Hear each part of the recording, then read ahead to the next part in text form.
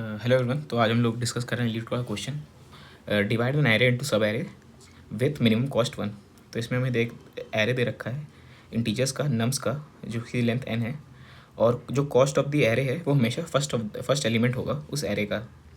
जैसे कि एग्जांपल दे रखा है 1 2 3 में मेरी कॉस्ट होगी 1, और उसी तरह से अगर मेरा एरे है 3 4 1 तो उसकी कॉस्ट होगी 3। इसमें रिक्वायरमेंट है कि हमें इस नम्स एरे को 3 डिसजॉइंट कॉन्टिन्यूस सब एरे में ब्रेक करना है, और फिर हमें तीनों को मिला के जिसकी भी मिनिमम पॉसिबल सम कॉस्ट करना जो हो वो रिटर्न करना है सब एरे की। इसका एग्जांपल देखते हैं।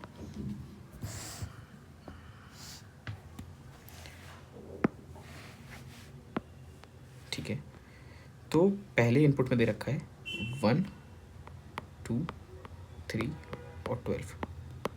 इसकी अभी कॉस्ट है 1। फिर इसने ब्रेक किया है 1 में, 2 में, और ये मिला के 3 में। तो एक एरे ऐसा है, एक ये और एक ये, और इसकी कॉस्ट जो बनेगी हो जाएगी 1 + 2 + 3 दैट इज 6। ये आंसर है। सिमिलरली दूसरा इनपुट दे रखा है 5 4 3। इसमें 3 ही है तो 3 ब्रेक होंगे, तो इंडिविजुअली ऐसे ही कंट्रीब्यूट करेंगे एरे में।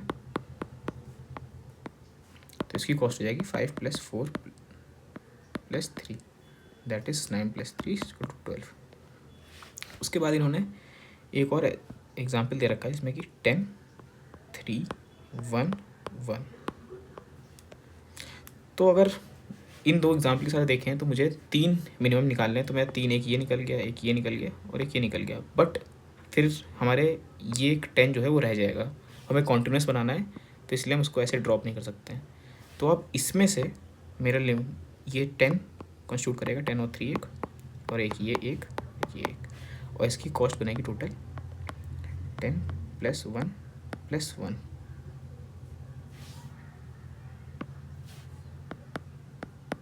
That is 12।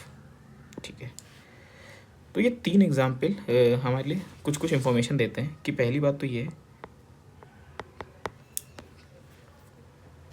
कि मेरे को 3 सब एरे होंगे, और अगर 3 से ज़्यादा हो रहा है तो क्या होगा कि हमें 3 ही लेके आने हैं। और अगर इस वाले एग्जाम्पल को हम देखें तो हमेशा पहला वाला तो ऑलरेडी फिक्स है ही है, तो a of 0 is always a candidate.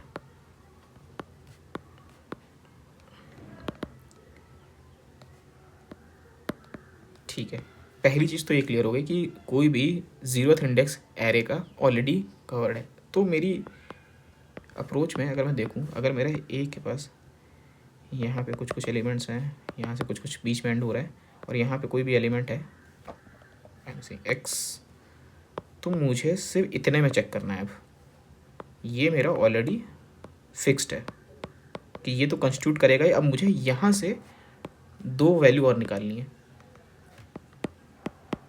तो 3 सब एरे में से एक ही हमें पहले से पता है कि एक आंसर कहाँ से आएगा। ठीक है, बाकी 2 स्टिल फाइंड करने हैं। ठीक है, बाकी 2 स्टिल फाइंड करने का यही है कि अगर बाकी 2 एग्जाम्पल से देखें तो 2 जो होंगे those 2 can be coming from the remaining part.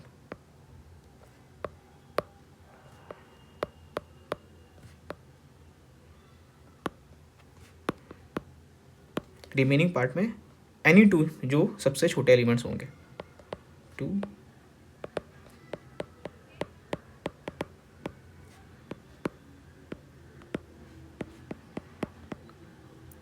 और ये मेरे आंसर में सब्स्टिट्यूट करके मैं आंसर निकाल लूँगा। तो एग्जाम्पल से समझते हैं।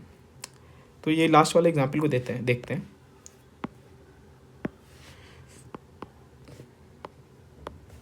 तो इनपुट में 10 है, 3 है, 1 है और फिर 1 है। अब ये तो मेरा ऑलरेडी फिक्स है, तो इसको मैं पिक्चर से आउट है ये, तो ये 10 तो ऑलरेडी डन है। अब मेरे को इतने में से 2 और एलिमेंट्स फाइंड करने हैं। तो मेरा साइज ऐसा दिखेगा 3 1 1। अब मान लेते हैं कि मुझे 2 निकालने हैं, तो 2 की तो ऑलरेडी वैल्यू होगी, कुछ तो वैल्यू मुझे पहले से पता होनी चाहिए। तो अब मैं किस 2 वैल्यू को चूज़ करूँ? तो फॉर सेफ्टी रीज़न मैं क्या करूँगा, मैं लास्ट के 2 एलिमेंट को भी पहले से उठा लूँगा।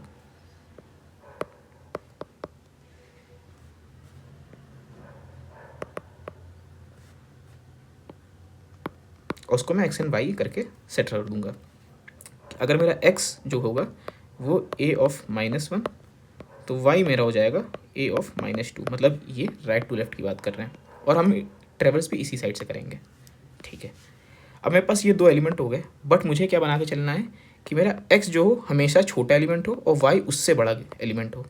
तो इनमें से जो भी, अब मान लीजिए कभी ऐसा भी हो सकता है कि ए ऑफ आई जो है वो हो सकता है कभी ए ऑफ i-1 जो हो वो शायद और छोटा हो ए ऑफ -2 से। मतलब यहाँ पे मान लेते कि यहाँ पे लेट्स से यहाँ पे 0 होता, तो उस केस में मेरा यस ये वाला जो एक्स एलिमेंट है वो तो गलत हो जाता। मुझे चाहिए हमेशा एक्स जो इन दोनों में से छोटा एलिमेंट हो। तो हमारा एक्स जो होगा लास्ट के दो एलिमेंट्स में से सबसे छोटा होगा और वाई उनमें से सबसे बड़ा होगा, मिन, और ये होगा मैक्स। -1 ए ऑफ के -1 और ए ऑफ -2 से ठीक है, ये दोनों वैल्यू पता होने के बाद अब मुझे बस इल्ट्रेट करना है और पता करते रहना है और मुझे मेंटेन करना है कि एक्स मेरा स्मॉलेस्ट रहेगा हमेशा और वाई उससे बड़ा होगा। तो अगर मुझे कोई एलिमेंट मिलता है ए ऑफ आई जो कि मेरा एक्स से छोटा है, तो मैं क्या करूँगा, मैं करूँगा कि एक्स को मैं ए ऑफ i-1 बना दूँ और वाई को मैं एक्स बना दूँ। तो ये ऐसे लिखेंगे, वैसे तो वो गलत हो जाएगा कोडिंग में, तो कोड के अकॉर्डिंग तो हम पहले वाई को एक्स बनाएंगे और एक्स को ए ऑफ आई बना देंगे। ये हमें करना है और इसको हम कोड में इस तरह से करेंगे।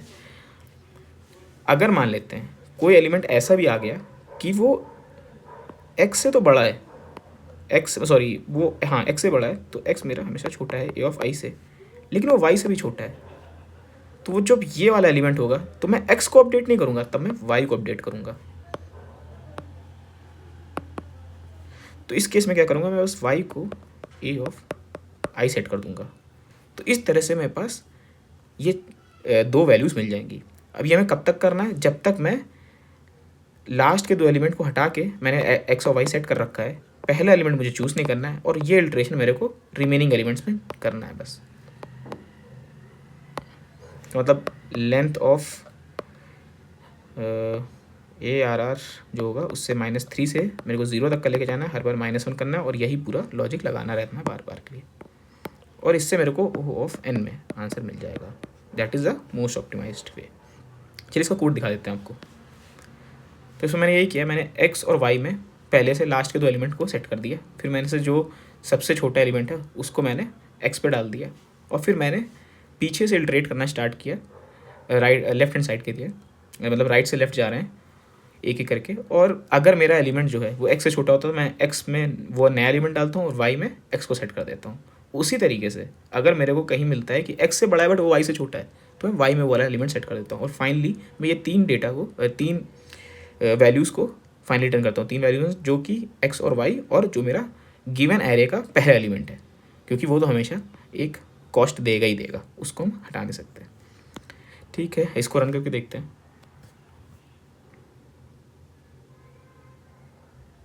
ठीक है, ये वर्क कर रहा है, इसको सबमिट करते हैं।